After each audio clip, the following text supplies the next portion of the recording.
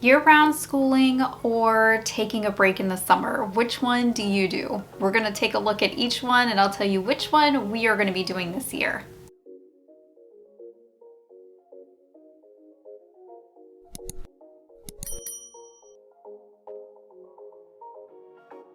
Hey everyone, welcome back to my channel. My name is Mandy, the Handmade Homeschooler, and today we're going to be talking about summer, and more specifically, the year-round schooling versus a traditional summer. So which one do you do? We have done both, and sometimes I never know what I'm going to do up until right before, and then we make a decision based on what's going on with our family and, you know, our scheduling and things like that. But this year we're doing something a little bit different than we normally do, so I thought we'd take a moment to talk about that.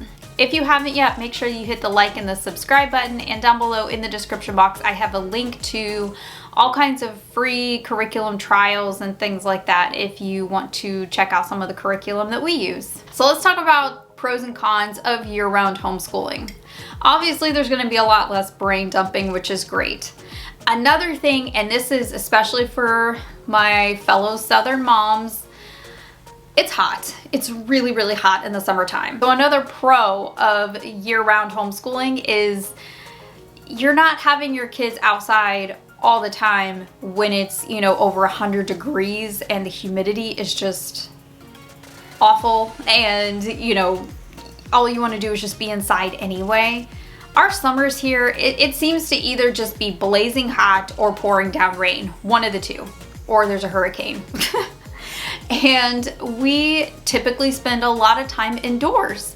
So our, you know, fun months are typically spring and fall rather than summer and winter. So a lot of the break time, a lot of the traditional break time for us, there's a lot of indoor activities going on.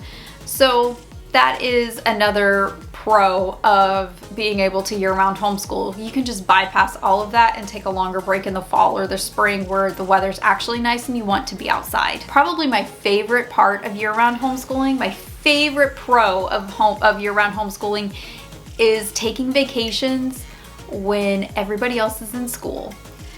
I feel so spoiled by homeschooling with the vacation thing because I will plan my vacations like in October when nobody has breaks going on and everybody is in school and work, and then I don't have to deal with lines. Like when we go to like the Art and Creation Museum, I make sure that I schedule it when I know nobody's going to be there because it's just much more enjoyable to do those things when there's no lines and there's not a big crowd. I'm not a crowd person, neither is my husband. So being able to do those things when there's very little lines and wait time is just really, really nice. So something for me too, one thing I really like about the year-round homeschooling is the consistency. I am a routine type of person. I have my routine, I love my routine, and I don't deviate from my routine. So summertime for me mentally can be really good and really bad at the same time because I feel like I'm off my schedule and it kind of throws me for a loop, and then I have to make a whole new schedule for myself and readjust versus getting back in. Then I have to get back on track. And then once I finally get used to that routine, it's time to start thinking about school again, and it's really difficult for me sometimes, just the way that my brain works. So let's talk about the cons of year-round homeschooling. Probably the biggest con is you're not getting that longer break as a parent who probably needs a little bit of a break. So if you are year-round homeschooling, I do suggest like take 2 to 3 weeks as kind of like a summer break somewhere where it makes sense for you to take that break. Please take it because you will get burnt out. It's really, really easy to go into burnout mode when you're going nonstop. And I was about to hit that burnout mode because we missed so much school in December and January because of my son, and we had to really make that up, and I had to take a spring break because I was just hitting a wall. And by the time the last day of school rolled around, I was ready for that break. I knew I was about to hit burnout. Do not try to push through those burnouts. Take a break. So let's talk about the traditional summer break. you're gonna have a lot of pros and cons with the traditional summer break.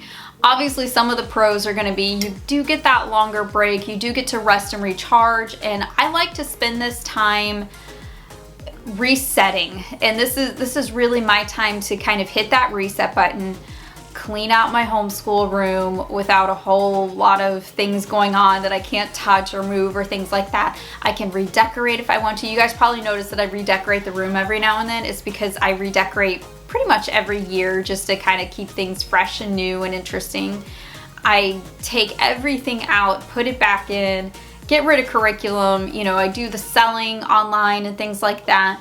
And it just gives me time to kind of do that. I also take that time to really go through the next year's curriculum, read through the books, see what we're going to be doing, and just kind of get my brain in that right frame of mode without having school on top of trying to look at the next year's curriculum. So, you know, that's a really nice time for me to be able to do that. Now, if you have older kids, this is a great time for them to have their first job. You know, teenagers do this.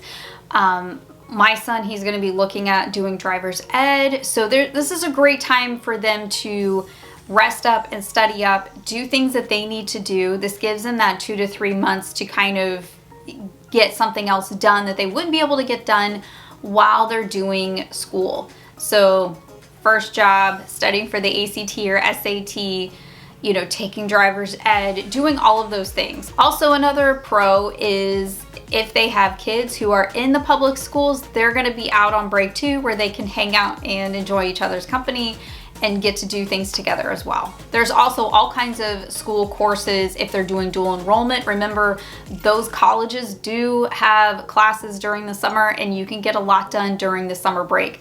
I did that as a teenager. I was able to knock out several classes in the summer just to get them out of the way, and I didn't have to worry about them come the fall time. Now, the cons, you are taking a longer break, so there's going to be some brain dumping going on, and it is going to be a little bit difficult if your kids are not doing any type of schooling or anything school-wise at all during the summer. I know I always struggled the first month or so of school. I was a public school kid, so not doing like math the entire summer was not a good thing for me because I would forget a lot and I would have to spend a little while trying to catch up. So those are the pros and cons of year-round and traditional schooling. For us personally, because my kids are getting older, we are definitely experimenting more with traditional summertime, but I don't go as long. I will not delay school for too long just because I know it's going to be harder to go back. The longer you take a break, the harder it is to go back. So I don't like to be off of my personal routine for that long. I don't like the kids being off their routine for that long.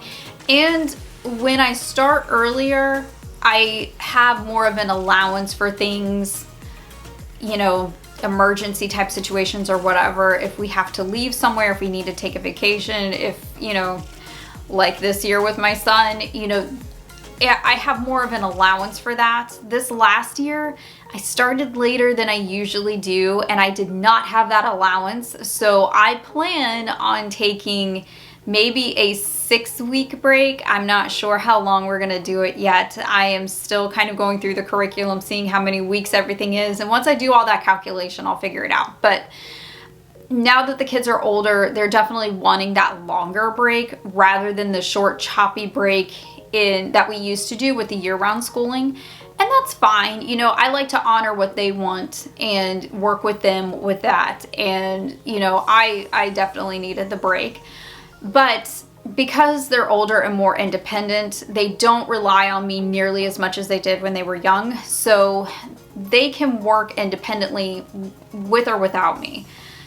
So if I do have a sick week or something, I know school is getting done.